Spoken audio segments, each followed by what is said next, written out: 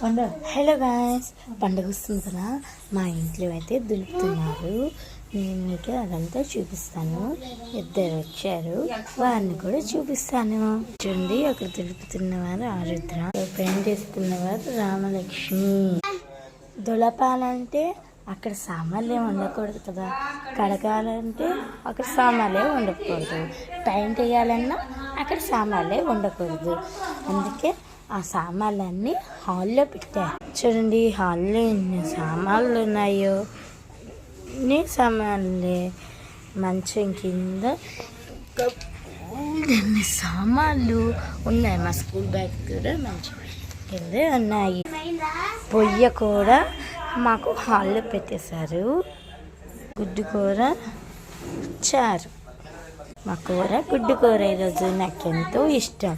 మీ కూర ఏంటో కామెంట్ చేయండి. బాయ్.